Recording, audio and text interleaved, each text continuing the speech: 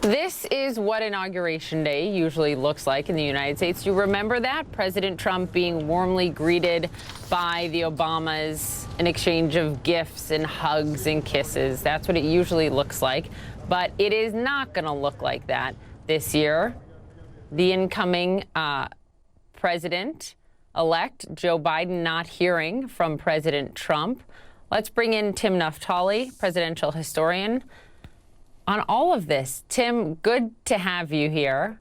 I mean, I know it's going to look different, but COVID aside, I mean, how remarkable is it to have a transfer of power like this that is not just unfriendly, it's like littered with lies from the president? Donald Trump is the first U.S. president ever to attempt to obstruct the transfer of power. It's just that simple.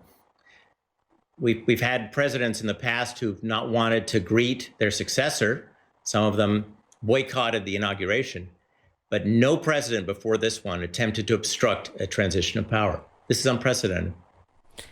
It is unprecedented. And, you know, it's sad, right? I mean, it's so sad when our nation is in such a moment of grief because of COVID and has so many challenges ahead of it when Joe Biden takes office because of COVID, because of the economy, because of the division that has only grown over the last 4 years. Can you speak to how these challenges compare to those of other presidents coming in at really difficult times for the nation? Well, this will be the most fraught Washington, D.C., I would argue, since 1860-61. But we've had crises before. What's so unusual is that the incoming Biden-Harris administration is facing two crises. One, a public health crisis, a pandemic that is a once-in-a-century event, and the second is a political crisis that follows on the heels of an attempted insurrection and continued threats to our political security. No question about it. I was wondering the other day, and obviously you ran the Nixon Library. I mean, how is the post-presidency going to be different for the president? Aside from whether or not he can run again if the Senate votes to disqualify him, like things like presidential libraries, speeches, going to future inaugurations. Well, I anticipate that that President Trump will act like Nixon and attempt to restore his reputation. Richard Nixon did not attempt another electoral effort, but he wanted his reputation restored. And he launched what he called his final campaign, the last campaign, to restore his reputation by writing books. I anticipate Trump will do the same. My concern, however, is that Donald Trump has not really stopped undermining our constitutional system. Richard Nixon got found out, and while he continued his lies about the role that he had played, he no longer represented a threat to our constitutional system. If Donald Trump does not actively assist in de-radicalizing the people that he agitated and brought to Washington and their allies back home, then he will remain a threat to our Constitution in a way that Richard Nixon didn't. And in fact, none of the worst presidents before Donald Trump ever tried to be. Such an important point. I mean, not only stop lying, but then work to de-radicalize those that your lies have incited. Tim Naftali, it's good to have you. Thank you. Thank you, Poppy. Good evening. Well, President Trump looks like he's planning to make his home in Florida, Mar-a-Lago, his permanent residence. But an old agreement could mean that Mar-a-Lago won't be an option for him once he leaves the White House. Why? Our Randy Kate reports. Hello, everybody. Donald Trump shouldn't expect his neighbors to roll out the red carpet in Palm Beach, Florida. That's because some say Trump's plan to make Mar-a-Lago his full-time residence would violate an agreement he signed decades ago. This letter, sent by a Palm Beach County attorney to the mayor of Palm Beach, Florida, offers a suggestion. Palm Beach has many lovely estates for sale, and surely he can find one which meets his needs. How did it come to this? Trump bought Mar-a-Lago back in 1985 from the former estate of Marjorie Merriweather Post.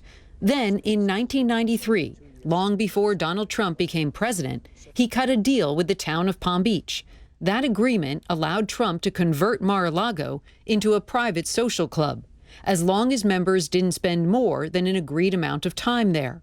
The agreement, which CNN reviewed, limits how long club members, Trump included, can stay, stipulating a maximum of 3 non-consecutive 7-day periods by any one member during the year. In other words, it seems members, including Donald Trump, are limited to 21 days a year at the club. That's Trump's signature on the agreement from August 1993. Given that agreement, do you think he should be able to live there full time? No. He signed the agreement. He should abide by the agreement, as most everybody in this country do the same, and we follow the rules.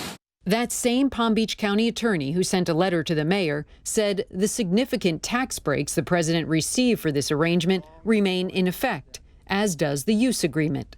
Just last month, a spokeswoman for the Trump Organization insisted in a statement to CNN there is no document or agreement in place that prohibits President Trump from using Mar-a-Lago as his residence. Trump switched his residency from New York to Florida, yet the town manager here in Palm Beach says he has seen no evidence that Trump plans to live full-time at Mar-a-Lago. The town manager told us if and when the town learns Trump does plan to reside at Mar-a-Lago, it will address the matter appropriately. That could mean telling Trump he cannot stay. They could get an order from a judge that says you cannot have somebody live full-time on the property. It is not significant at that point that he's the former president. The laws still apply to the club as the property owner, and the town has the right to enforce it. Do you think that Donald Trump should be able to live at Mar-a-Lago? No, I don't think so. It's a club. He should abide by the rules of the club. Because he doesn't like to abide by any rules, though. I'm definitely not a fan of his. During Trump's presidency, the town didn't do much to enforce the Mar-a-Lago agreement. It allowed for a helipad on the property, which was prohibited in the 1993 agreement without approval from the town council. And despite the 21-day maximum in the deal, based on our count, last year Trump visited Mar-a-Lago nearly 30 days. It would not be unreasonable for them to look at it differently once President Trump is no longer the sitting president. Randy Kay, CNN, Palm Beach, Florida. Randy Kay, thank you for that reporting. I'm Poppy Harlow in New York.